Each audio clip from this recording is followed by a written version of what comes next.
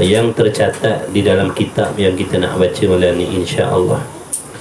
Kerana peranan ilmu tasawuf ini adalah untuk menghasilkan ihsan di dalam hati kita, ataupun menghasilkan keikhlasan di dalam hati kita.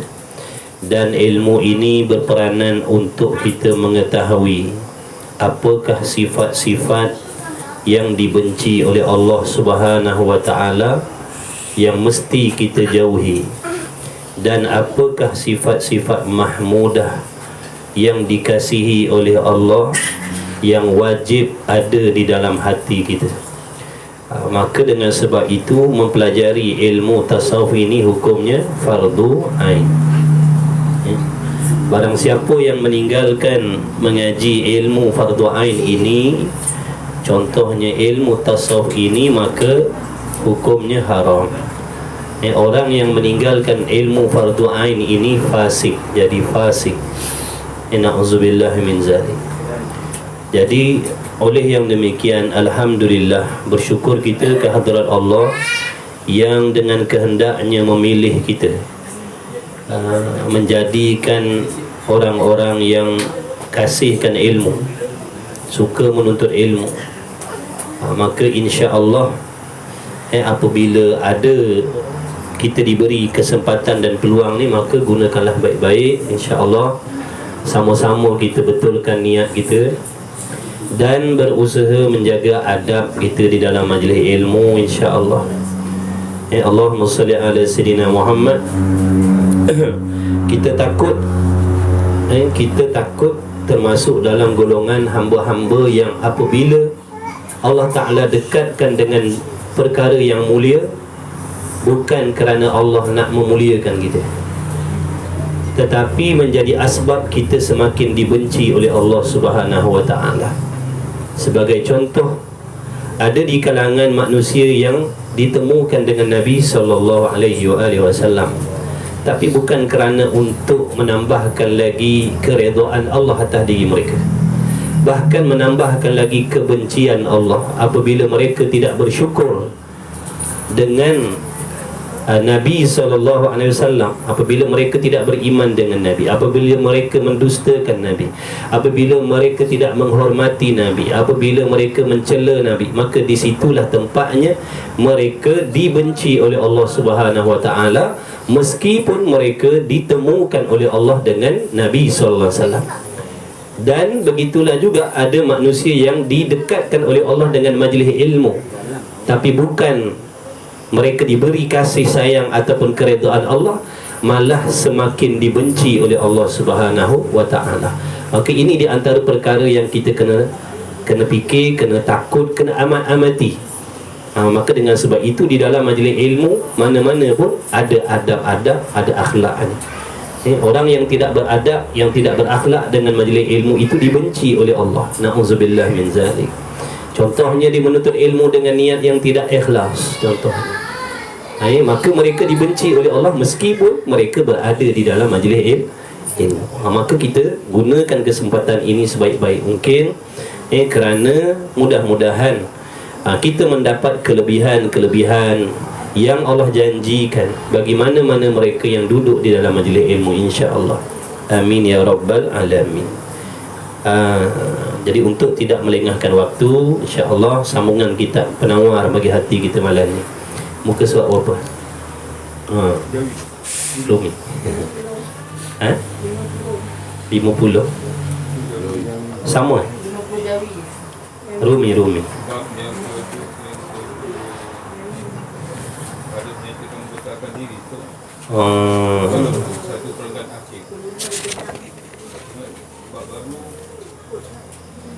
Bab yang ke berapa? Bab yang ke-8.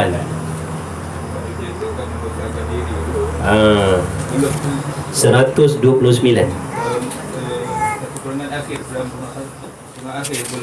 Oh. Tahuilah olehmu bahawasanya barang siapa menyangka ia akan adanya berhubung dengan 126. Kitab macam saya ni 126. Ada yang pakai kitab ni? Tak ada.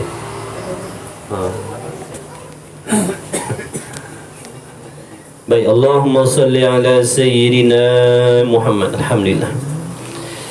Maka Allahumma salli ala Sayyidina Muhammad. Di antara perkara yang mesti ada di dalam hati kita sewaktu kita duduk dalam majlis ilmu, hendaklah kita rasa seronok.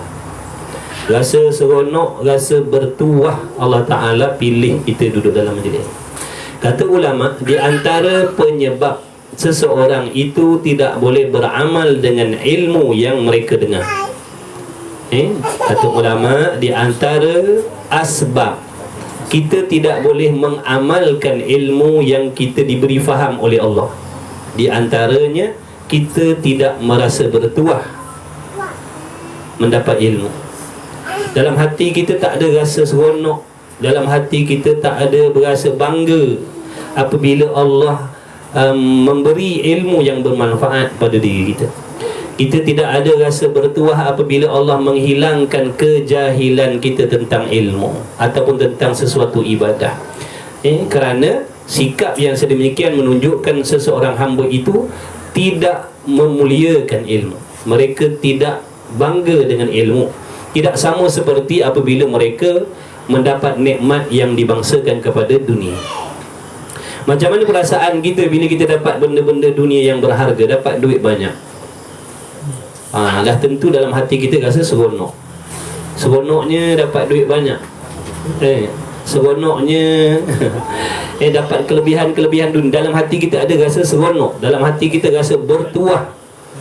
Dalam hati kita rasa bertuah. Dalam hati kita rasa mujuk. Dalam hati kita rasa beruntung. Melonjak-lonjak hati kita kerana mendapat benda yang bangsa dunia tadi.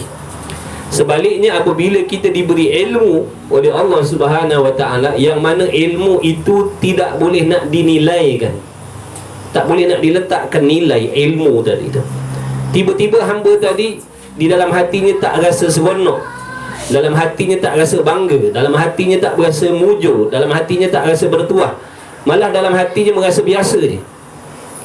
Rasa biasa, tak ada rasa beruntung pun dapat ilmu. Ini di antara penyebab kita tidak boleh beramal dengan ilmu yang telah diberi faham oleh Allah.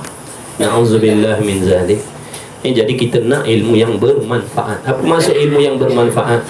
Ilmu yang selain daripada kita faham, kita dapat amalkan. Ada perubahan pada amalan kita. Itu maksud ilmu yang bermanfaat. Baik, Allahumma salli ala Sayyidina Muhammad. Qala al-Shaykhul Muallifu, qala al-Muallifu rahimahullahu ta'ala, wa nafa'ana wa iyyakum bi'ulumihi wa bi'ulumi masyayikhina fid daraini amin ya rabbal alamin. Muka surat 126 kitab saya dan kawan-kawan yang ikut secara online ni, muka surat 126. Sebelum masuk bab yang ke-8, sebelum masuk bab yang ke-8 pada menyatakan membesarkan diri, sebelum daripada itu lagi. Jadi kata musannif, dan ketahui olehmu wahai hamba Allah, ketahui olehmu wahai kita semua yang sedang berusaha melakukan ibadah. Ketahui olehmu wahai orang-orang yang melakukan ibadah. Ketahui olehmu wahai orang yang sedang berjalan kepada Allah, yang sedang menuju kepada Allah dengan ibadah. Ibadah ni sebenarnya kenderaan yang menyampaikan hamba kepada Allah. Apakah yang menyampaikan hamba itu kepada Allah, yang mendekatkan hamba itu kepada Allah? Ialah amal. Amal. Jadi amalan kita ni yang menyampaikan kita kepada Allah. Tapi amal yang bagaimana yang menyampaikan hamba itu kepada Allah? Iaitu amal ataupun ketaatan zahir dan batin. Ketaatan zahir dan batin. Makna zahirnya taat mematuhi syariat Allah, membuat benda yang disuruh oleh Allah, meninggalkan segala yang diharamkan oleh Allah. Hatinya pun demikian. Hatinya membuang segala sifat yang dibenci oleh Allah. Hatinya bersifat dengan segala sifat yang dipuji oleh Allah. Maka apabila ada kedua-dua ini selari di dalam diri hamba, insya-Allah hamba itu akan semakin dekat dengan Allah Subhanahu wa ta'ala. Jadi ini di antara faedah kita mengaji tasawuf ini, supaya nak membimbing perjalanan hati kita tu.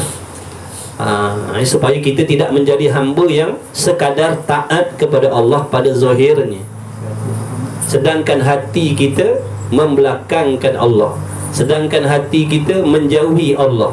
Cuma pada zahirnya nampak mendekatkan diri kepada Allah, zahirnya sembahyang, zahirnya berpuasa, zahirnya menutup aurat, zahirnya membaca Quran, zahirnya banyak bersedekah, tetapi hatinya penuh dengan hasad, dengan dengki, dengan ujub, dengan riak, cintakan dunia, bencikan ibadah, bencikan akhirat. Na'udzubillah min zalik.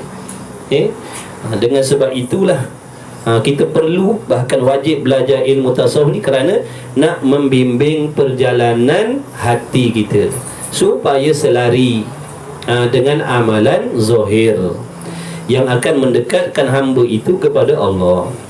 Jadi kata musannif, dan ketahui olehmu wahai hamba Allah, bahawasanya barang siapa menyangka ia akan badannya berlumur dengan dunia dan hatinya kosong dan bersih daripada dunia, nescaya telah menipu akan dia oleh syaitan. Maksudnya, seandainya kita menyangka bahawasanya diri kita yang pada zahirnya bersibuk berbimbang dengan hal-hal dunia, kita mengatakan zahir kita bersibuk berbimbang dengan mencari keduniaan, serta hati kita tidak cintakan dunia, kita menyangkakan demikian, kita mendakwa demikian, kita mengaku demikian. Kita ni, saya ni hanya zahir je nampak sibuk cari duit pagi petang siang malam, kejar pangkat, kejar jawatan, berlumba mencari kekayaan, berlumba mencari kemegahan, berlumba mencari kemegahan, berlumba mencari penghormatan, berlumba mencari puji-pujian makhluk, tetapi hati saya tidak cintakan dunia. Maka itu sebenarnya mereka sedang ditipu oleh syaitan. Kita nak mendakwa saya ni zahir je nampak bersibuk dengan dunia pagi petang siang malam, keluar pagi balik malam, mencari kekayaan, mengumpul harta benda. Walaupun nampak dia zahir saya begini, tapi hati saya benci dengan dunia, hati saya tak ada dengan dunia, hati saya cintakan akhirat. Ini suatu penipuan. Ini suatu penipuan. Sesungguhnya orang yang sedemikian, orang yang sedang duduk dalam tipu daya syaitan. Telah menipu akan dia oleh syaitan, kerana sabda Nabi sallallahu alaihi wa alihi wasallam, mustahil, kerana perkara itu mustahil. Mustahil zahir kita bersibuk berbimbang dengan dunia, lidah kita suka menceritakan tentang dunia, akal fikiran kita sibuk memikirkan tentang keduniaan, hati kita risau dengan keduniaan. Itu semuanya adalah arahan daripada hati. Apabila zahir kita bersibuk mencari dunia, itu sebenarnya arahan daripada hati. Itu perintah hati, kerana hati kita merupakan raja yang memerintah anggota zahir kita membuat sesuatu. Apabila hati seseorang itu bersibuk memikirkan dunia, dengan sendiri hati tadi akan mengarahkan, hati tadi akan memerintahkan anggota zahirnya bersibuk berbimbang mendapatkan, mencapai apa yang dipikirkan oleh hati. Hati kita fikir duit, maka dia akan perintahkan anggota kita bersibuk mencari duit. Mustahil. Mustahil kita nak katakan zahir kita bersibuk berbimbang mencari kekayaan, padahal hati kita cintakan ibadah, hati kita cintakan akhirat. Mustahil. Bohong. Itu satu pembohongan.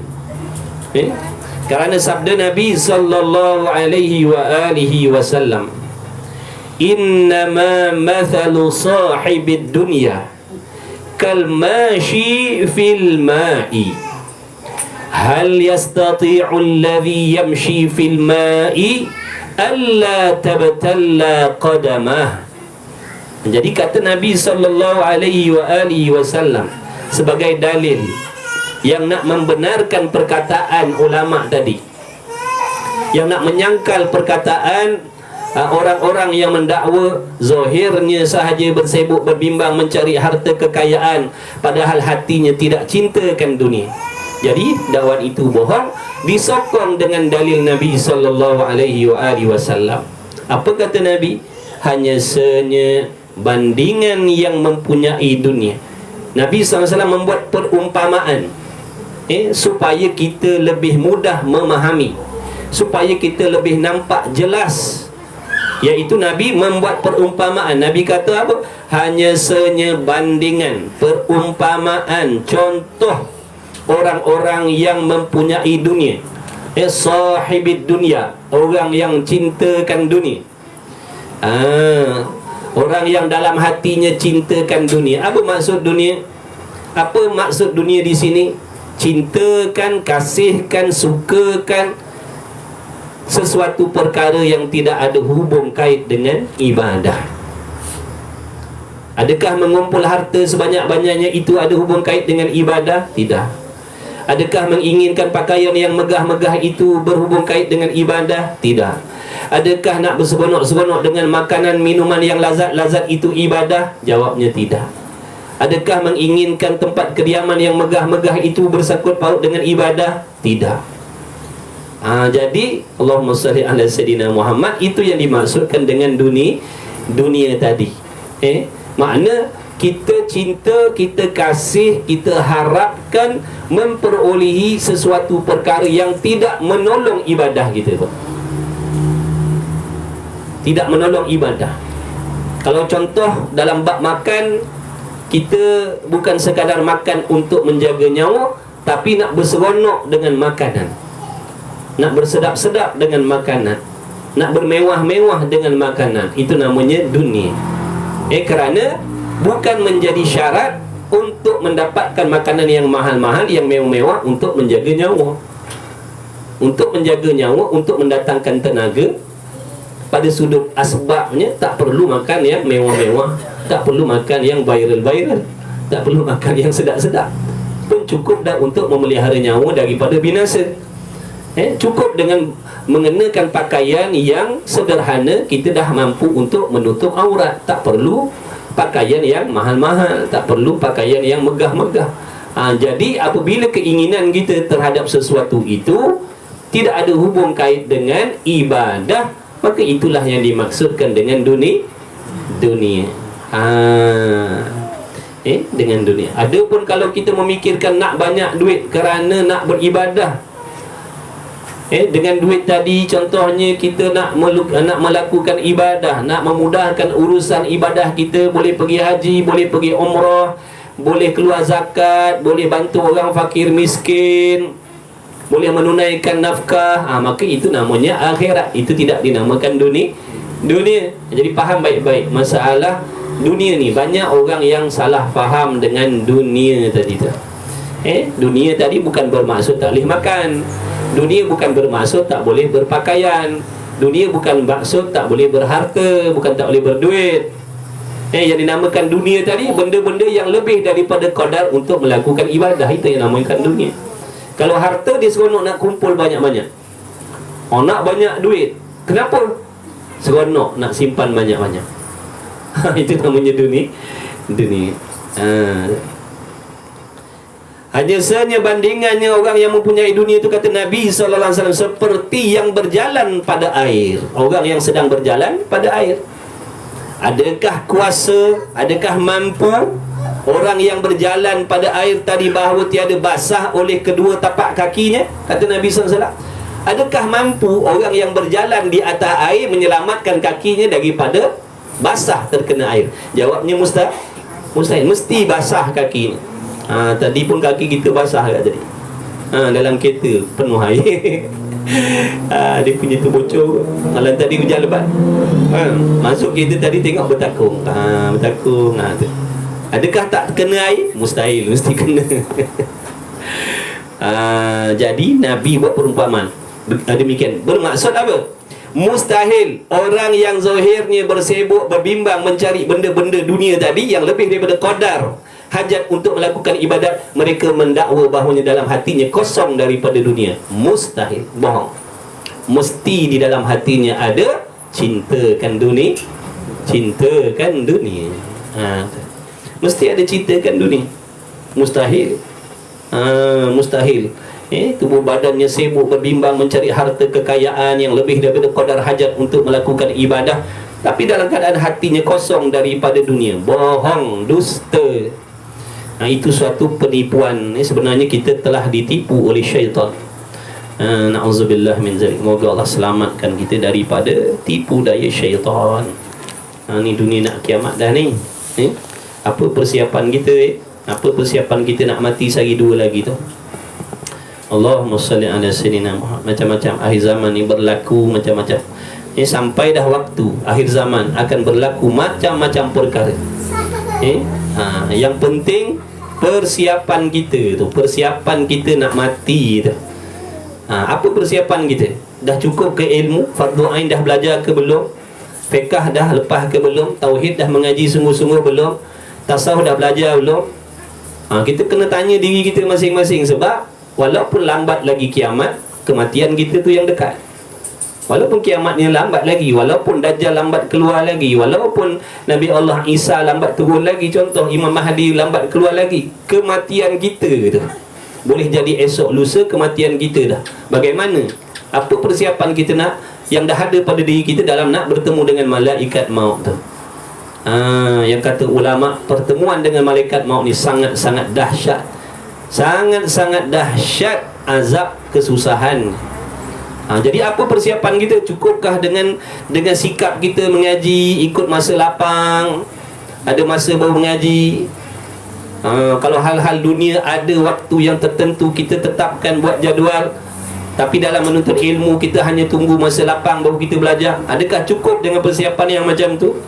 Ataupun kita dah banyak tahu ilmu, tapi kita masih lagi tidak mengamalkan? Adakah cukup dengan persiapan yang sedemikian untuk kita menghadapi kematian kita esok lusa?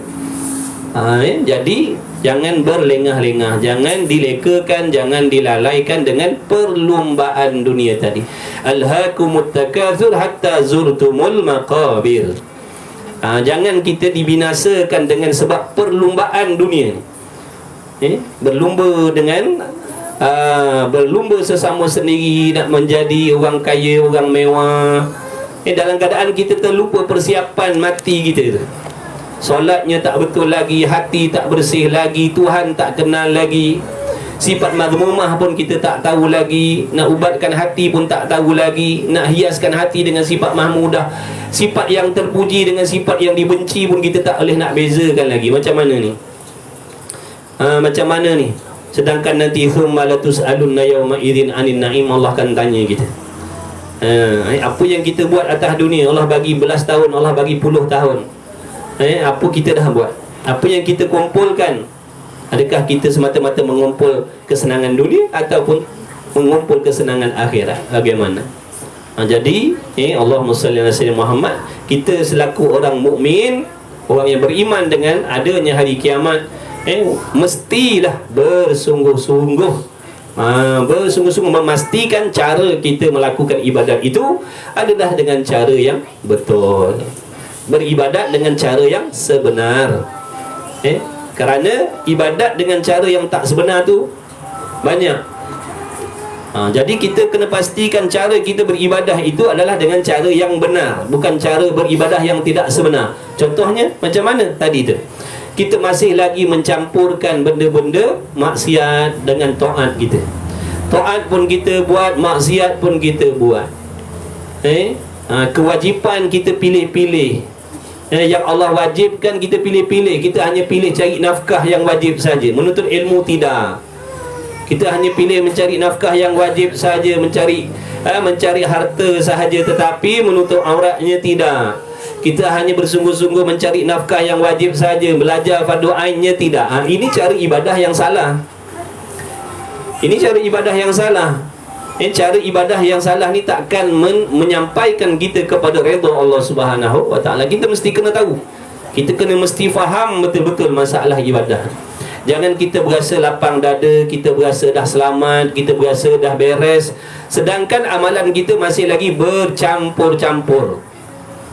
Waktu mengumpat, waktu tahajud, waktu puasa, waktu dengki. Na'udzubillah min zalik. Ini akan membinasakan kita. Ini tidak akan menjayakan kita. Jadi kita kena peka benda ni. Jangan kata Allah, jangan. Kerana kecelakaan yang menanti kita selepas mati itu sangat dahsyat. Hari ni kita tengok peperangan di Palestin, kita kata dahsyat sangat. Sebenarnya keadaan kita nak bertemu dengan alam barzah itu jauh lebih dahsyat daripada itu lagi. Jauh lebih dahsyat daripada itu lagi.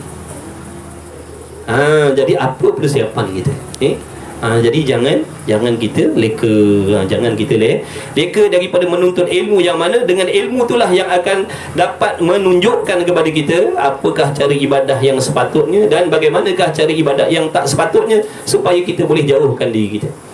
Gunakan kesempatan saki baki umur kita yang tinggal ni, perbaiki cepat-cepat. Mati tak tunggu sakit, mati tak tunggu perang, mati tak tunggu tua. Banyak yang tergolek tengah jalan tu, muda-muda je mati tengah jalan. Muda-muda je. Jadi jangan leka kita. Allahumma salli ala sayyidina Muhammad. Mudah-mudahan kita semua diselamatkan oleh Allah Subhanahu wa taala dengan fitnah dunia, fitnah akhir zaman, leka dengan dunia, melupakan ibadah, melupakan bekalan mati kita. Amin ya rabbal alamin. Dan diceritakan daripada Sayyidina Ali karramallahu wajhah, halaluha hisabun wa haramuhan naru. Kata Sayyidina Ali karramallahu wajhah, halaluha, bermula yang halal daripada dunia itu sebab bagi kita nanti dihisab oleh Allah Subhanahu wa taala. Walaupun dia merupakan seorang yang memiliki keluasan harta benda daripada yang halal, meskipun demikian dia tetap akan dihisab oleh Allah. Walaupun harta kekayaannya daripada sumber yang halal, bukan syubhah, malah bukan yang haram, tapi dia kekayaan yang dimiliki itu dengan benda halal, meskipun halal tetap akan dihisab oleh Allah.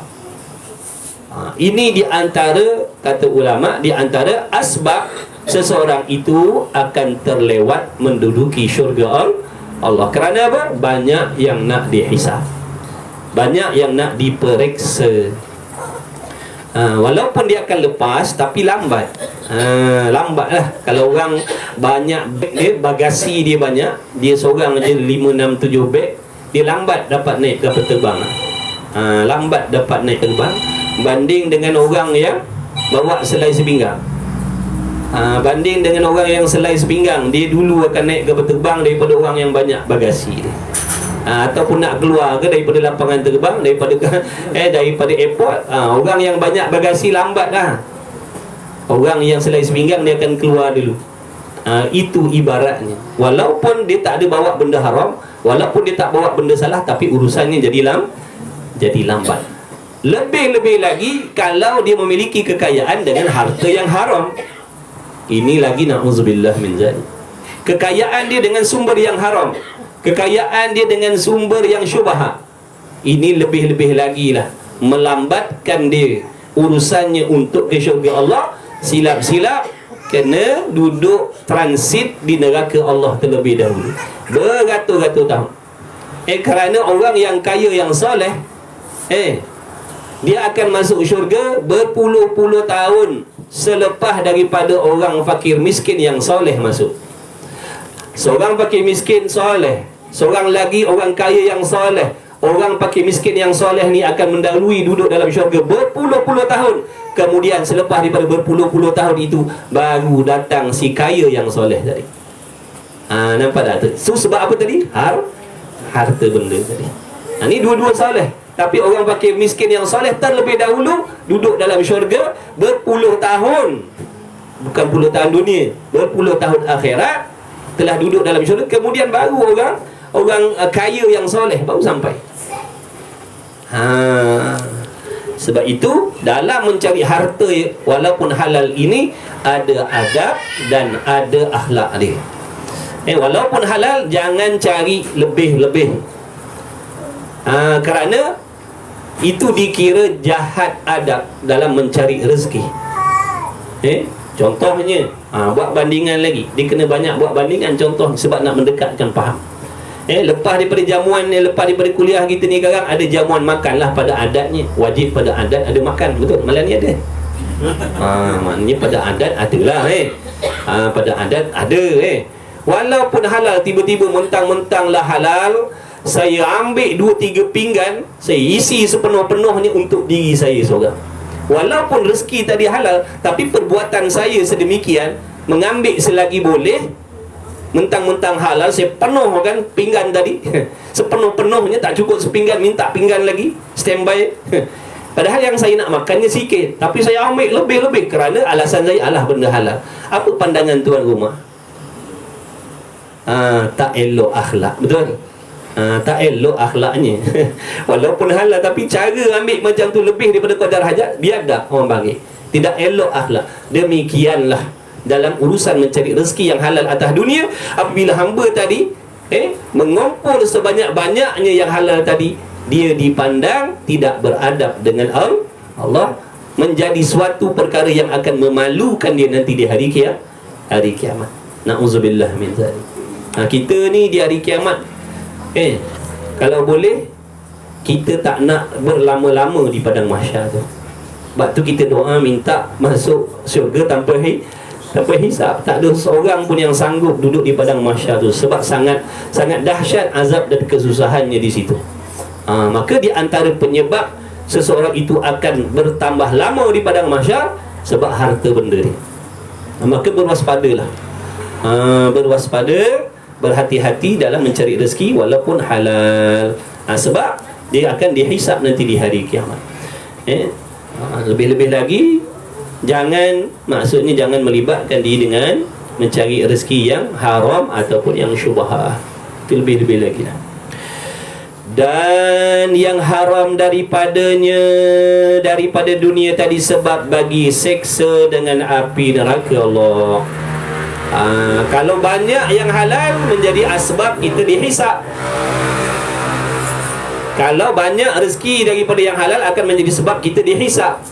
Kalau rezeki tadi daripada yang haram, itu asbab kita akan diazab oleh Allah Subhanahu wa taala. Nauzubillah. Di antara hikmah Allah Taala menjadikan kesusahan di atas dunia ini supaya kita boleh merenung-renung dan berfikir, bagaimanakah kita nanti nak menghadapi kesusahan, kecelakaan yang lebih dahsyat daripada kecelakaan dunia. Contohnya, di antara kita sekarang ni kalau dijemput suruh duduk di Palestin, tempat yang sedang dihujani dengan bom-bom tu, siapa yang sanggup? Kita tak sanggup. Tak sanggup kita. Bahaya. Bahaya, kita tak sanggup. Ketahuilah, bahaya dan celaka yang menanti kita di alam kubur tu jauh lebih dahsyat daripada itu. Bagaimana kita nak lalui? Kalau kecelakaan yang bangsa dunia, contoh dalam peperangan tu pun kita tak sanggup dah, macam mana kita nak hadapi kecelakaan yang jauh lebih dahsyat dalam kubur yang menanti kita besok? Jangan kita ingat dalam kubur tu azabnya lebih ringan, masalahnya lebih sedikit. Tidak. Azab, kesusahan, kecelakaan, masalah yang menanti kita selepas mati ini jauh berlipat kali ganda lagi dahsyat, lagi susah, lagi berat daripada segala jenis kesusahan, kepayahan, kecelakaan, kesakitan atas dunia. Macam mana kita nak hadapi seorang-seorang kita dalam kubur besok, seorang-seorang, tak ada yang teman kita. Sesayang apa pun adik-beradik pada kita, tak ada yang sanggup teman kita dalam kubur besok. Kita lah sendiri. Maka adakah kita sanggup? Kalau sekarang ni kita, kalau orang pilih nak suruh hantar Palestin, tak nak lah aku. Jangan main-main, aku tak nak. Tak nak. Takut. Takut kita. Adakah kita tidak takut dengan kecelakaan yang menanti di dalam kubur? Ataupun kita tak yakin? Kalau tak yakin namanya dia tidak beriman. Na'udzubillah. Semua orang yakin dalam kubur tu ada kecelakaan, ada kesusahan yang jauh lebih dahsyat daripada sebarang jenis kesusahan atas dunia. Kita kata teruk dah kat Palestin tu, dahsyat dah, teruk dah. Yang dalam kubur tu tidak terakal.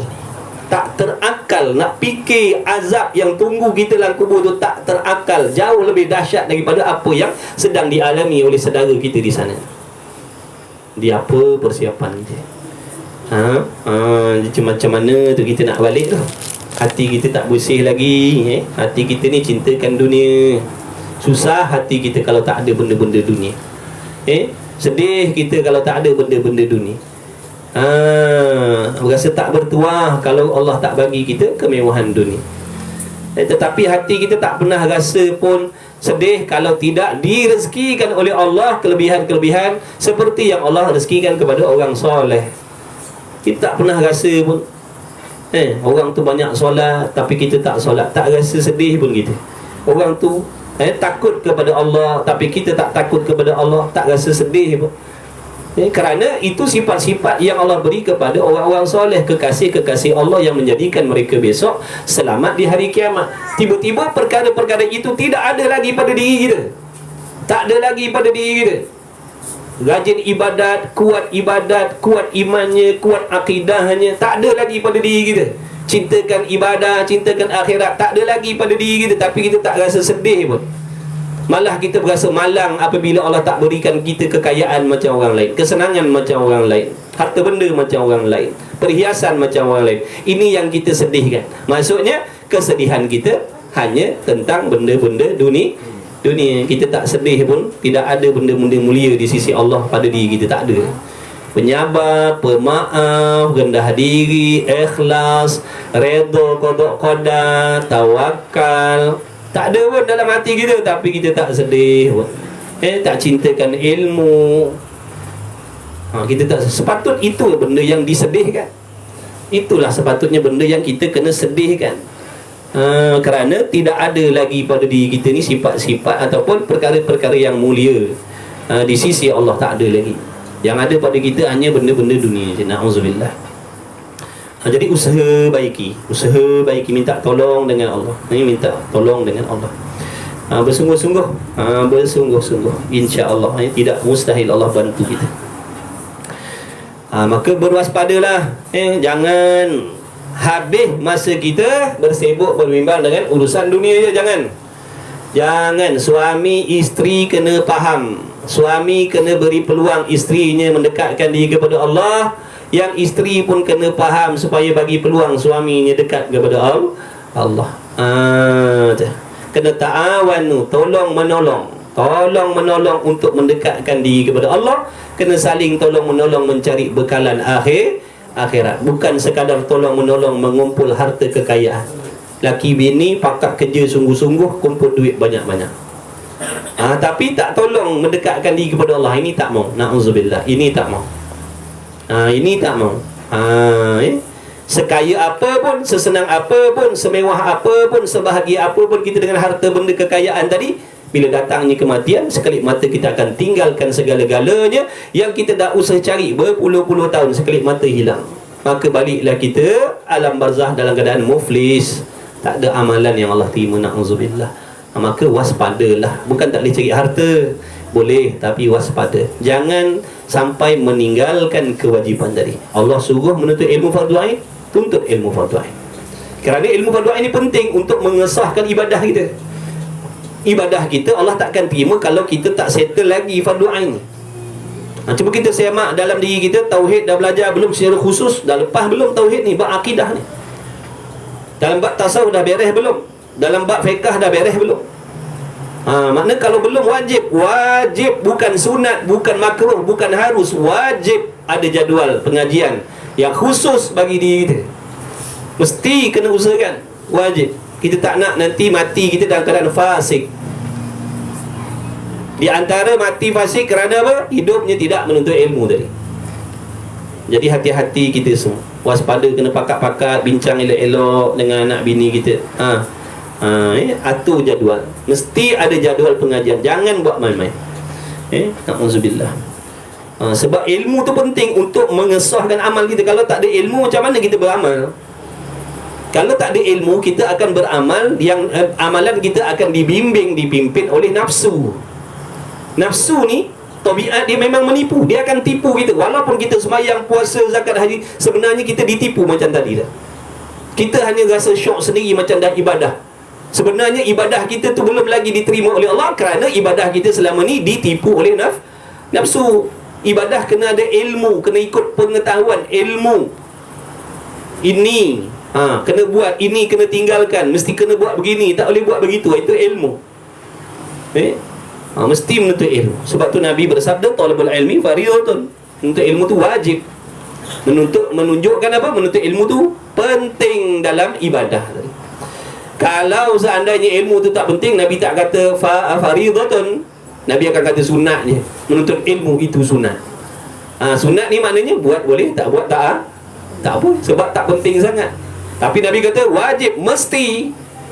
Menunjukkan ilmu itu sangat-sangat perlu dalam ibadah. Taklah kita menjadi orang yang beramal dalam mengenal Tuhan. Ni Tuhan pun kita tak kenal lagi. Tuhan pun kita tak kenal lagi. Tuhan kita hanya tahu nama je. Kalau macam orang tu kita hanya tahu namanya, tapi sifatnya kita tak tahu. Ni yang nanti berselisih baru pun kita buat tak tahu. Sebab apa? Tahu nama je tapi tak tahu sifat dia. Selisih baru dah. Kalau kat kedai kopi duduk semeja lah, tapi oleh kerana tak kenal Tuhan dia, hanya kenal nama, tu jadi. Jadi kena kenal Allah. Apa maksud mengenal Allah? Kata ulama, wajib mengetahui apakah sifat-sifat yang wajib, yang mustahil, yang harus bagi Allah. Apa dia?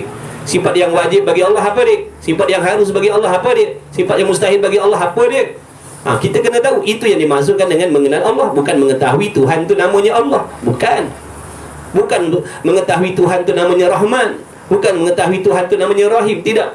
Yang dimaksudkan dengan mengenal Allah ni makna tahu akan sifat-sifat Tuhan, sehingga kita boleh membezakan yang mana sifat Tuhan, yang mana sifat makhluk, yang mana zat Tuhan, yang mana zat makhluk, yang mana perbuatan Tuhan, yang mana perbuatan makhluk. Dah lepas belum? Kalau belum, maknanya tak settle lagi pada doa kita tauhid. Jadi kena bagi waktu kita. Pakat-pakat ni sekian waktu cari duit, ini sekian waktu cari ilmu. Mesti kena buat macam tu. Berapa ramai orang yang mati dalam keadaan tak menuntut ilmu. Berapa juta orang yang mati dalam keadaan tak belajar fardu ain. Allahu Akbar. Macam mana nasib dalam kubur? Macam mana nak jawab persoalan dalam kubur tu yang mana amalannya salah, tak diterima oleh Allah? Banyak contoh dah. Bukan satu dua, berjuta-juta contoh. Ramai orang yang mati dalam keadaan membelakangkan belajar fardu ain. Na'udzubillah. Kita tak nak jadi macam tu. Jangan letakkan diri kita, jangan menempah diri kita, anak bini kita, keluarga kita, adik-beradik kita macam tu. Jangan. Ulama' dah pesan, barang siapa yang beribadah sebanyak apa pun tanpa ilmu, amalnya tak diterima oleh Allah. Tak diterima oleh Allah. Walaupun pada zahir dia banyak melakukan ibadah, ibadahnya tak diterima oleh Allah. Jadi bagaimana nanti nasib kita dalam kubur kalau kita balik nanti amalan kita satu pun tak diterima, semua ditolak oleh Allah kerana kita beramal tanpa ilmu. Macam mana kita nak jawab? Adakah boleh minta hidup balik? Habis dah, kesempatan Allah dah bagi, dah habis dah. Maka jangan sia-siakan umur kita yang tinggal ni, yang saki-baki tinggal ni, yang dah lepas berpuluh tahun dah. Kita dah tahu, itu yakin dah. Umur kita yang dah yakin puluh tahun dah. Ada yang 30, ada yang 20, ada yang 40, ada yang 50, ada yang 60. Ini yang dah yakin. Yang belum datang, yang akan datang ni tak pasti. Boleh jadi 2-3 hari lagi tinggal. Maka jangan dipersia-siakan. Atur cepat-cepat jadual kita. Berapa puluh tahun dah. Cuba kita tengok ke belakang, berapa lama dah kita menangguh-nangguhkan belajar fardu ain. Nantilah. Tak sedar rupa dah 7-8 tahun dah. Nampak dah tu, kita ditipu tadi tu dengan kesibukan dunia. Kata ulama, kita ni semakin hari umurnya semakin pendek, urusan dunia semakin banyak, tubuh kita semakin lemah.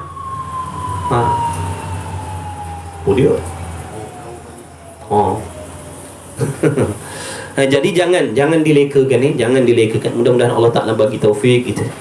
Tak apalah, tak kaya macam orang lain pun. Jangan risau. Ada kekayaan yang lebih dahsyat menunggu kita selepas mati besok. Ada kesenangan yang lebih dahsyat menunggu kita selepas mati besok. Ada kekayaan yang menunggu kita yang lebih dahsyat daripada kekayaan dunia ni. Sabarlah. Waspadalah. Waspadalah. Agak-agaklah. Jangan disebabkan nak mengejar kesenangan kebahagiaan dunia yang sementara ni, kita terlepas daripada kebahagiaan yang Allah janji selepas mati. Jangan disebabkan itu. Nanti kita menyesal. Nanti kita menyesal. Tak tahu nak cakap lah penyesalan ni nanti. Ya Allah, tu yang Allah Ta'ala hikayatkan. Sebut dah dalam Quran sana, orang yang mati tu nak minta hidup balik sebab nak baiki. Tapi semua tu harapan palsu je, angan-angan saja, takkan dikabulkan oleh Allah. Jadi kita yang belum mati ni ada kesempatan lagi, tapi jangan lengah-lengah. Nanti kita dilengahkan, nanti kita dilekakan sama macam 7-8 tahun yang ke belakang. InsyaAllah nak belajar, InsyaAllah nak belajar, InsyaAllah tak datang-datang, tak mengaji-mengaji, tak sampai-sampai, ditipu. InsyaAllah nak belajar dah, InsyaAllah nak belajar dah, InsyaAllah nak belajar dah, tak belajar-belajar, bukan sehari, 7-8 tahun ditipu oleh perasaan dan alasan yang sama. InsyaAllah tak ngaji lagi. Tu guru yang baca kitab mati je. Jadi sementara ada keamanan ni, boleh belajar ni, boleh keluar cari ilmu ni, gunakanlah baik-baik. Takut nanti kau kena lockdown lagi sekali, mana kita tahu benda akan datang. Besok daripada aman boleh keluar belajar dah tak boleh. Hari tu Allah dah hajar kita sekali. Hari tu Allah dah hajar kita dah. Ramai yang bising, majlis ilmu tak ada, masjid tak buka. Tapi bila Allah buka balik peluang, sama juga perangai kita 2x5. Ke kita nak tunggu lebih berat daripada yang sebelum ni? Na'udzubillah, tak mustahil benda tu boleh berlaku. Tapi kita jangan minta lah. Cuma nak cerita, tak mustahil. Jadi gunakan kesempatan yang ada ni, guna baik-baik. Gunakan betul-betul. Berpada-pada cari dunia. Nak pergi ke mana? Nak pergi ke mana? Kejar-kejar dalam lubang juga kita terjun. Kejar pulung-pulung terjun dalam lubang juga kita. Bukan boleh jauh daripada lubang tu tak. Semakin kita lari, semakin kita dekat dengan lubang kubur kita sendiri.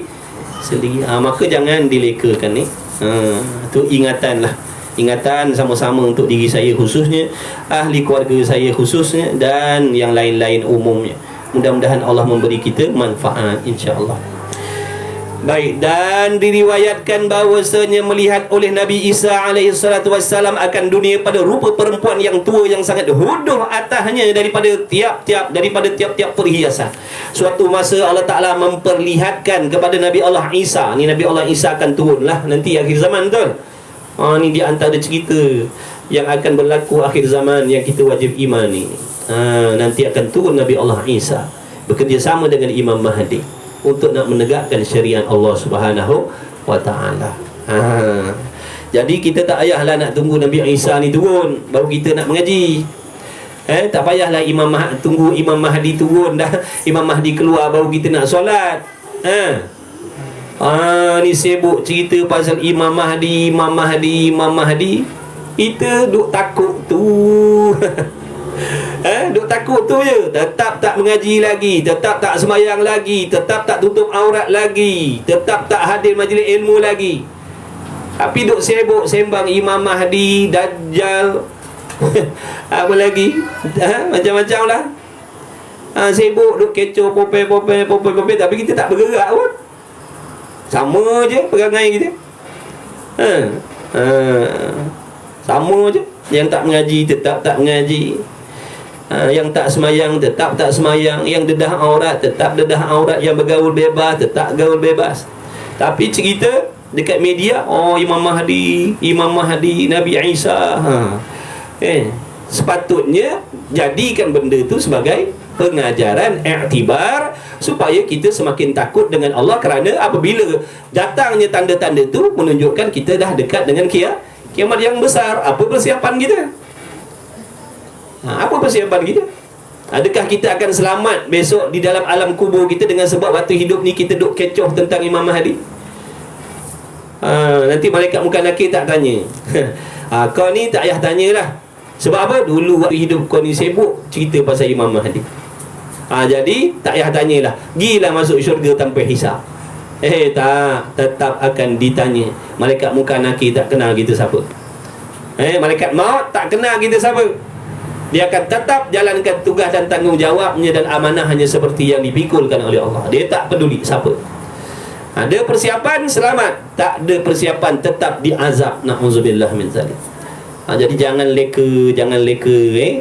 Boleh ambil tahu, tapi kena bertindak. Ini tanda-tanda akhir zaman ni.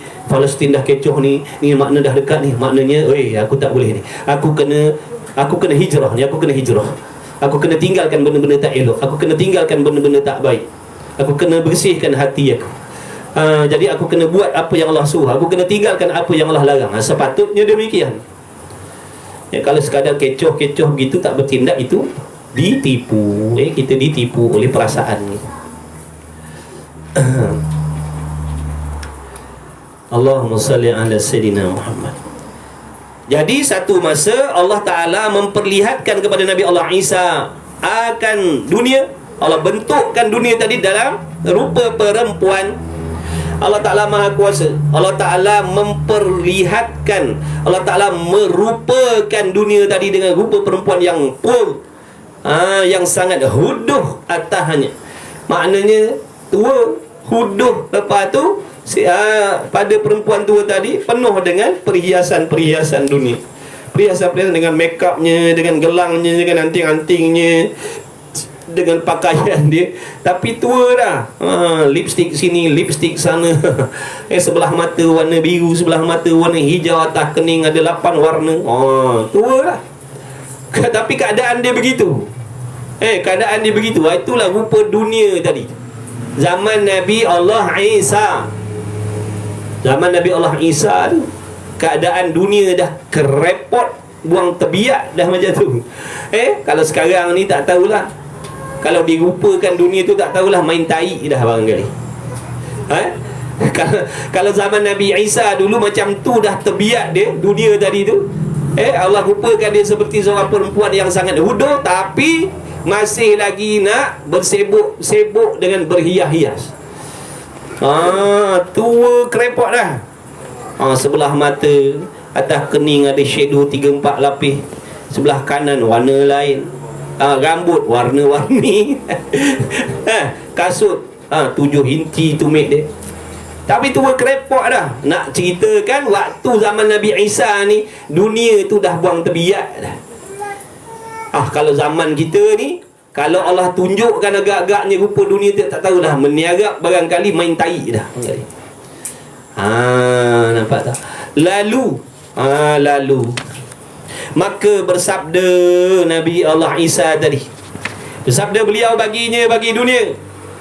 Lalu Nabi Allah Isa tadi bertanya kepada perempuan tua tadi, yang mana dunia yang dirupakan oleh Allah, berapa orang suami yang telah berkahwin engkau akan mereka itu? Wahai perempuan yang tua ni tadi, wahai perempuan tua yang buang tebiak tadi, berapa ramai dah suami yang dah kahwin dengan kau ni? Maka menjawablah perempuan tua, yakni dunia tadi, tiada dapat aku menghingga mereka gitu.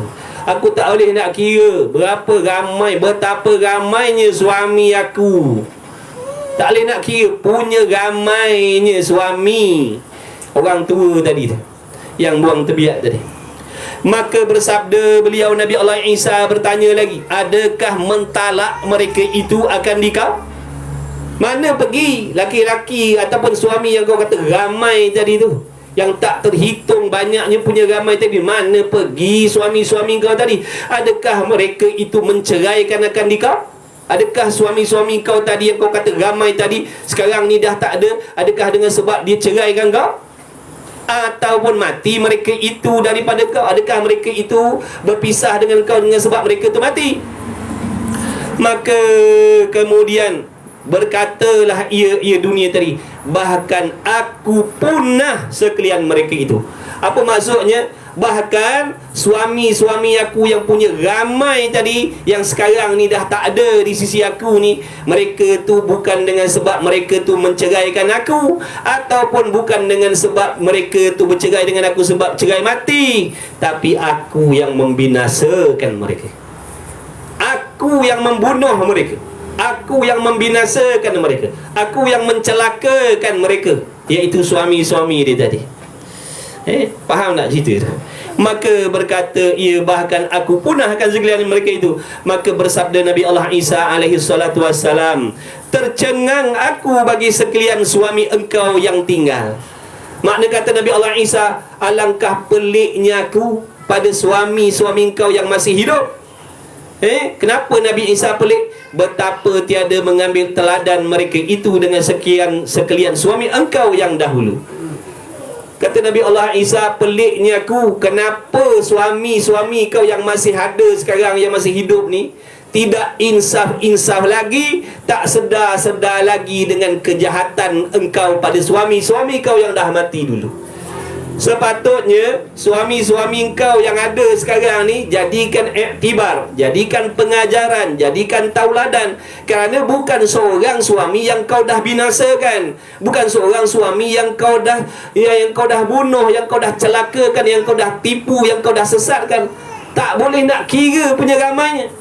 Tapi malangnya suami-suami kau yang masih hidup dengan kau ni tak nak ambil pengajaran ni, tak nak sedar juga, tak nak yakin juga yang engkau ni adalah seorang, contohnya isteri yang membinasakan suami. Alangkah peliknya, kata Nabi Allah Isa, kenapa suami-suami kau yang masih tinggal sekarang ni tak nak ambil pengajaran? Jadi mafhum daripada cerita ni, simbolik daripada cerita ni, betapa ramai, berbilion manusia yang mati dalam keadaan diperdayakan oleh dunia. Baik laki, baik perempuan, baik tua, baik muda, yang kaya, yang miskin, yang sederhana, tak peduli apa bangsanya. Ramai, berbilion mati dalam keadaan dipermain-mainkan, ditipu, dibinasakan, dicelakakan oleh yang namanya dunia tadi. Tapi masih lagi orang-orang yang hidup ni, kita ni yang masih hidup ni, tidak mahu menjadikan ia sebagai pengajaran. Kita masih lagi nak ikut jejak langkah orang-orang yang dah mati dalam keadaan ditipu dengan dunia. Kita nak ikut jejak langkah tu. Sepatutnya jadikanlah pengajaran. Sepatutnya jadikan pengajaran. Contoh seperti mana yang saya katakan tadi, berapa ramai yang dah mati dalam keadaan menangguh-nangguhkan nak menuntut ilmu agama. Nantilah nak pergi belajar, dah mati. Kemalanganlah, sakitlah, beginilah, begitu. Nampak tak? Ditipu. Baik yang perempuan pun begitu. Yang perempuan pun begitu. Nantilah nak belajar. Pedulikan kalau suami kita tak nak ajar kita, nanti dia tanggungjawab dengan Allah. Kita bertindak selamatkan diri kita daripada azab yang menunggu kita dalam kubur besok. Suami tak nak ajar, kita keluar cari ilmu. Kita keluar cari ilmu. Dekat kampung kita, Korea kita, kebanyakan ghalibnya ada surau masjid. Cakap elok-elok, minta izin dengan suami, saya nak pergi belajar fardu ain, tauhid, fiqh, tasawuf, tajwid. Memang isteri yang taat kepada suami itu tempatnya syurga. Tapi kalau taat kepada suami dalam keadaan amalan kita salah, iman kita salah, Allah tak terima. Memanglah dikatakan isteri itu kunci syurganya pada suami. Tapi kalau meskipun kunci syurga ni tadi kunci syurga bagi isteri tadi pada suami, kalau kita sebagai isteri tak solat kita salah, iman kita na'udzubillah min zalik, boleh jadi dalam hati kita ada pegangan-pegangan yang merosakkan akidah, kita tak akan dapat. Jadi jangan semata-mata mengharapkan anak kunci itu besok dibagi oleh suami, sedangkan kita sendiri menderhaka kepada Allah. Kita kena bertindak, kita kena mengaji. Suami yang melarang bini ni daripada belajar fardu ain adalah suami yang derhaka kepada Allah. Dia suami yang tak ada berkah. Sepatutnya dia yang mengajar kita, isteri, tentang fardu ain tadi, bukan melarang kita daripada belajar. Jadi sepatutnya suami tolong bini mengaji. Kalau tak boleh mengajar, carikan guru atau benarkan isteri tadi, awak pergi belajar. Saya tak pandai nak ajar awak fardu ain. Saya pun tak pandai. Awak pergi belajar. Awak dah ada kereta, dah ada lesen kereta, boleh memandu, tu surau dekat je, pergilah mengaji. Patutnya begitu. Jadi jangan suami hanya mengarahkan isteri supaya berkhidmat dalam rumah tangga, tapi tak memikirkan tentang akhirat isteri kita tu. Besok dia juga kena tanya dengan Allah, siapa Tuhan dia, siapa Nabi dia. Dia juga nanti akan ditanya oleh Allah tentang iman dia. Jadi jangan kita suami nak gunakan kuasa veto kita, mengawal mereka sehingga mereka tak boleh nak menunaikan tanggungjawab kepada Allah. Ada suami yang macam tu. Dia tak suka isteri dia taat kepada Allah. Dia tak suka isterinya mendekatkan diri dengan syariat. Malah dia mengajak bininya menjauhkan diri daripada Allah. Na'udzubillah. Ini suami yang tak ada berkah. Jangan. Kena ingat, isteri kita pun mati. Dia pun akan disoal jawab oleh Allah. Dia pun akan disoal jawab oleh malaikat. Macam mana bini kita nak jawab kalau dalam keadaan solatnya salah, akidahnya salah, dalam hatinya penuh dengan penyakit yang tidak dibersihkan sebab tak tahu macam mana cara nak bersihkan penyakit hati. Macam mana? Dalam hati bini kita penuh dengan hasad, dengan dengki, dengan ujub, dengan riak, dengan takabur. Adakah dia boleh selamat nanti? Dia tak selamat. Kita tak boleh kata, ya Allah, dia seorang isteri yang taat pada aku, jadi dia tak semayang pun tak apalah, sebab dia taat. Tak lepas, bukan macam tu. Sebab tu perlukan ilmu. Perlukan ilmu. Jangan kita ditipu oleh syaitan. Syaitan kata tak apalah, kau seorang isteri yang taat pada suami, kau tak semayang pun tak apa, kau dedah aurat pun tak apa, dalam hati kau ada hasad, dengki, ujub, riak, dendam pun tak apa. Sebab kau dah taat pada suami, syurgalah tempat kau. Nanti masuklah syurga dengan mana-mana pintu yang kau nak. Tak lepas. Itu tipu daya. Wah, kalau macam tu senanglah. Jadi bini, jadi isteri tak payah semayang, dedah aurat, bergaul bebas, dalam hati ada hasad, ada dengki, hari-hari mengumpat, tapi taat kepada suami. Lepas juga syurga. Tak jadi. Jangan tertipu. Sebab tu kita kena ada ilmu. Takkan menyelamatkan kita. Yang Allah wajibkan tetap kita kena buat, tak kira kita laki, tak kira perempuan, tak kira suami, tak kira bini.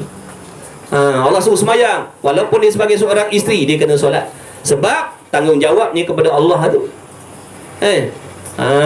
Tanggungjawabnya kepada Allah tadi. Dia lebih dia lebih mencintai Allah daripada suami dia. Sebab tu kita ni kena cinta Allah lebih daripada segala-galanya. Kalau cinta kita kepada makhluk tu melebihi cinta kepada Allah, di sinilah nanti akan terhalang, mana akan tergendala perintah Allah, kita takkan boleh buat sebab dihalang oleh cinta kepada makhluk tadi. Sebab tu cinta pada Allah ni kena melebihi daripada cinta kita kepada suami. Cinta kita kepada Allah kena melebihi daripada cinta kepada isteri dan anak-anak kita. Kerana kalau cinta kita kepada makhluk ni melebihi cinta kepada Allah, di sinilah nanti kita akan meraihkan kehendak makhluk dan membelakangkan perintah Allah. Jadi hati-hati, jaga-jaga, jangan tertipu. Suami, ingat, kita akan ditanya nanti. Kita akan ditanya. Jangan kita dah ada suami, isteri yang taat pada kita, rajin buat kerja rumah, kita biarkan dia tak semayang, dedah aurat, tak belajar agama, kita seronok. Jangan. Sebab tu kita suami pun kena mengaji. Kita suami kena mengaji supaya kita tahu mana baik, mana buruk, mana betul, mana salah. Kalau kita tak mengaji, kita syok sendiri nanti. Aku dah ada isteri baik dah, dia taat pada suami, rajin buat kerja rumah, jadi dia tak semayang tak apalah, dia tak tutup aurat pun beres, dia gaul bebas pun tak apa. Na'udzubillah. Mengaji insya-Allah. Sebab banyak dah yang tertipu tadi tu. Banyak yang tertipu tadi. Berjuta-juta yang mati dalam keadaan dipersenda-sendakan, dipermain-mainkan oleh dunia. Maka kita yang tinggal ni sepatutnya janganlah tertipu lagi. Sebab contohnya bukan satu, berjuta contohnya.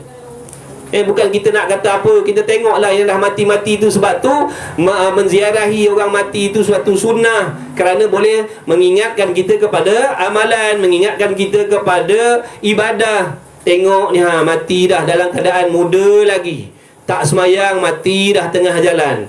Yang ni mati dah, padahal dia tak pernah belajar pun agama. Ni mati dalam keadaan tak semayang pun. Ni mati di tempat maksiat. Banyak contoh. Banyak contoh. Jadi kita nak mati macam mana? Kalau kita tak bertindak daripada sekarang, kalau kita tak berubah daripada sekarang, tidak mustahil nasib kematian kita sama macam mereka juga. Na'udzubillah min zalik. Kalau kita tak bertindak juga, kata ulama, kalau kau tak bertindak mendekatkan diri kepada Allah, sesungguhnya kau sedang berusaha menjauhkan diri kau dengan Allah. Kalau kita tak bertindak sekarang untuk dekatkan diri dengan Allah dengan menuntut ilmu dan beramal, sesungguhnya kita sedang berusaha menjauhkan diri daripada Allah. Jadi kena pakat-pakat lah. Dia sebenarnya kalau suami isteri faham sama-sama, insya-Allah mudah. Dia masalah ni tak nak faham, dua-dua ni tak nak faham agama, ni lagi masalah. Ataupun bini nak faham agama, suami tak nak faham agama. Ataupun suami nak faham agama, bini tak nak faham agama. Sebab tu kena dua-dua belajar, baru dua-dua ni faham agama, baru tahu tugas masing-masing. Baru ada tahu tugas masing-masing, tanggungjawab kita masing-masing. Saya sebagai suami, meskipun saya kewajipan saya mencari nafkah, tapi saya ada tanggungjawab dengan Allah. Saya sebagai isteri, walaupun saya kena taat kepada Allah, kepada awak, saya juga ada tanggungjawab dengan Allah yang mesti saya tunaikan. Jadi suami tadi akan faham bagi laluan. Waktu suami, bini nak semayang, bini nak pergi mengaji, dia akan bagi laluan sebab dia faham. Na'udzubillah. Jadi jangan lupalah, banyak dah orang yang di Palestin tu dah tentu-tentunya syahid. Dah tentu-tentunya syahid. Walaupun zahir nampak ngeri, tapi sebenarnya kematian mereka tu menyeronokkan mereka.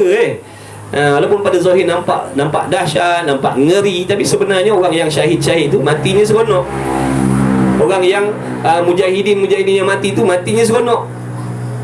Sehingga mereka tu nak minta dengan Allah, ya Allah, hidupkan aku kembali dan aku nak mati syahid lagi sekali. Aku nak mati macam tu, sebab terlalu lazat dan nikmatnya mati syahid tadi. Itu benda yang Nabi kata. Wajib kita yakin, walaupun pada zahir tengok ngerinya, putus habis, hancur lebu habis. Itu pada zahir. Pada hakikatnya mereka merasakan kelazatan, kenikmatan, kebahagiaan, kesedapan dalam keadaan mati syahid tadi.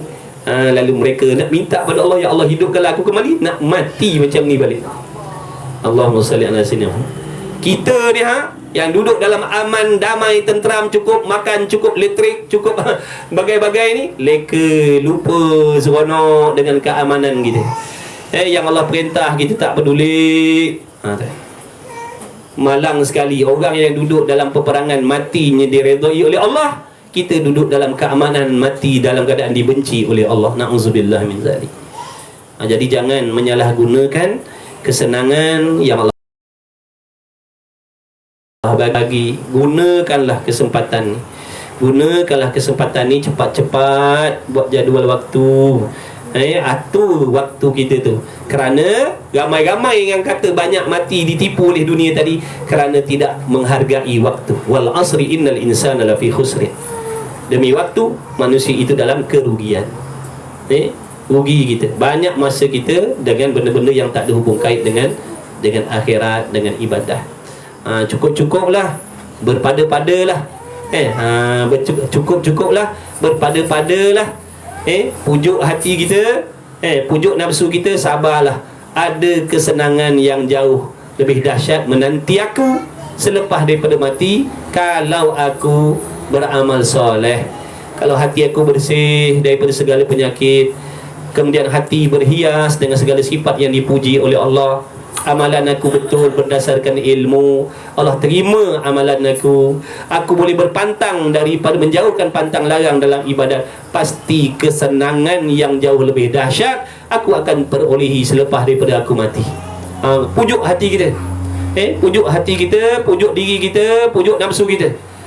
Jangan kecewa sangat, jangan down sangat, tak kaya macam orang lain. Ramai orang berlumba-lumba dengan dunia tu sampai membelakangkan akhirat. lupa kubur lubang kubur dah ada depan mata. Jadi berpada-padalah insya-Allah. Mudah-mudahan kita saling ad-dinun nasihat, agama itu adalah nasihat. Fa inna dzikra tanfa'ul mu'minin, sesungguhnya nasihat, peringatan itu akan boleh diambil oleh orang-orang yang beriman. Orang-orang yang beriman akan dapat mengambil manfaat daripada nasihat-nasihat yang dia dengar. Mudah-mudahan Allah Subhanahu Wa Taala memberi kepada kita semua yang hadir, yang mengikuti majlis ilmu pada saat dan ketika ini keberkahan majlis kita, manfaat ilmu insya-Allah. Kita doa kepada Allah dengan keberkahan majlis ilmu pada malam ni. Sekalian yang hadir yang mengikuti, tak lupa anak isteri kita, adik-beradik kita yang tak dapat hadir, kawan-kawan kita yang tak dapat nak hadir, ibu bapa kita sama ada yang masih hidup ataupun yang dah pergi, ibu bapa mertua kita, mudah-mudahan mendapat keberkahan majlis ilmu kita pada malam ini. Mudah-mudahan Allah memberikan kepada kita, merezekikan kepada kita umur yang panjang lagi berkah, supaya dapat kita gunakan untuk memperbaiki perhubungan kita dengan Allah Subhanahu Wa Taala. Mudah-mudahan Allah Ta'ala mengurniakan kesihatan yang baik supaya kita selesa untuk melakukan ibadah. Mudah-mudahan Allah Ta'ala meluaskan rezeki yang halal untuk diri kita supaya dapat membantu kita dalam melakukan ibadah. Apa sahaja yang bersangkut paut dengan ibadah, insya-Allah semuanya dipuji oleh Allah Subhanahu Wa Taala. Mudah-mudahan Allah Ta'ala sentiasa memilih kita, anak bini kita. Mudah-mudahan Allah Ta'ala sentiasa memberi taufik kepada kita, menjadi orang yang menuntut ilmu, bersibuk berbimbang dengan ilmu, bersibuk berbimbang mengamalkan ilmu. Mudah-mudahan Allah Ta'ala merezekikan kita, menjadikan kita orang yang cintakan ibadah, cintakan akhirat lebih daripada cintakan dunia. Mudah-mudahan Allah Ta'ala bencikan kita dengan dunia, benci terhadap benda-benda yang tak ada hubung kait dengan ibadah. Mudah-mudahan Allah Ta'ala rezekikan kepada kita semuanya husnul khatimah. Mudah-mudahan Allah Ta'ala matikan kita sebagai syuhada, orang yang mati syahid sebagai penuntut ilmu, insya-Allah. Mudah-mudahan Allah Ta'ala memberikan kepada kita kesihatan yang baik, dikabulkan segala doa, segala hajat yang tersurat, yang tersirat di dalam hati kita yang baik-baik sesungguhnya diketahui oleh Allah Ta'ala sedia kala lagi. Mudah-mudahan yang baik-baik itu dikabulkan dan dipermudahkan oleh Allah Subhanahu Wa Ta'ala, insya-Allah. Salah silap, kekurangan, kelemahan, minta ampun maaf banyak-banyaklah. Jadi tak lupa yang sedang diuji oleh Allah dengan sakit, mudah-mudahan diberi kesihatan oleh Allah Subhanahu Wa Taala, diberikan hati yang sabar, yang bersangka baik dengan Allah, yang redha dengan qada dan qadar Allah. Bismillahirrahmanirrahim. Alhamdulillahirabbil alamin, wassalatu wassalamu ala Rasulillah. Allahumma rabbana fa'na bima 'allamtana, rabbana 'allimna alladhi yanfa'una, rabbana faqih ahlana wa qarabatil lana fi dinina ma'al kutul mutsabadhkar. Tak lupa kepada saudara-saudara kita yang di Palestin khususnya, dan umat Islam yang sedang ditindas oleh orang-orang kafir harbi. Mudah-mudahan diberi kemenangan oleh Allah, diberi kejayaan oleh Allah, mudah-mudahan diberi pertolongan. Mudah-mudahan Allah Ta'ala mengutuskan tentera-tentera Allah datang membantu mereka, para mujahidin, pada orang Islam yang sedang berjuang mempertahankan diri, harta, nyawa mereka, ahli keluarga mereka, maruah diri mereka. Mudah-mudahan dibantu oleh Allah dengan berkat junjungan besar Nabi kita Muhammad sallallahu alaihi wasallam. Mudah-mudahan Allah Ta'ala menghancurkan golongan-golongan orang kafir harbi yang mengkhianati umat Islam, yang menzalimi umat Islam. Mudah-mudahan Allah Ta'ala menghancurkan mereka, memporak-perandakan mereka, melenyapkan mereka semuanya. Mudah-mudahan amin ya Rabb, amin ya Rabbal alamin. Rabbana fa'na bima 'allamtana, rabbana 'allimna alladhi yanfa'una, rabbana faqih ahlana wa qarabatil lana fi dinina ma ahli qutul untha wa dzakar. Wa sallallahu ala sayyidina Muhammadin nabiyyi ummi wa ala alihi wa sahbihi wa baraka wa sallam. Alhamdulillahirabbil alamin. Taqabbalallahu minni wa minkum, minna wa minkum taqabbal ya karim. Insyaallah kepada kawan-kawan yang mengikuti kelas secara online, insyaallah besok subuh, mudah-mudahan diberi taufik lah, besok ada kuliah subuh dalam pukul 6.30 insya-Allah kita risalah tauhid. Lepas tu ada kelas duha pukul 9.30 pagi besok di Masjid Sultan Abdullah, Masjid Tanah, insya-Allah. Wallahu a'lam. Apa lagi? Salawat Allahumma salli ala Sayyidina Muhammad wa ala ali Sayyidina Muhammad. Sallallahu ala Muhammad, sallallahu alaihi wasallam, sallallahu ala Muhammad, sallallahu alaihi sallallahu ala Muhammad sallallahu alaihi wasallam sallallahu ala Muhammad sallallahu alaihi wasallam ya Nabi salam alaika ya Rasul salam alaika ya Habib salam alaika salawatullah alaika ashraqal badru alaina فاختفت منه البدور مثل حسنك ما رأينا قط يا وجه سروري صلى الله على محمد صلى الله عليه وسلم صلى الله على محمد صلى الله عليه وسلم أنت شمسنا أنت بدر أنت نور فوق نوري أنت إكسير وغالي أنت مصباح الصدور صلى الله على محمد صلى الله عليه وسلم صلى الله على محمد صلى الله عليه وسلم يا حبيبي يا محمد يا عروس الخافقين يا مؤيد يا ممجد يا إمام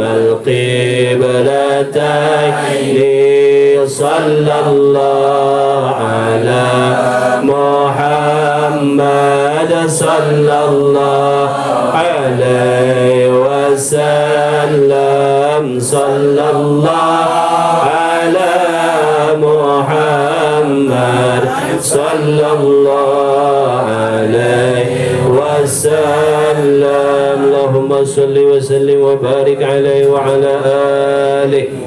Alhamdulillah. Alhamdulillah keluarkan si Arab.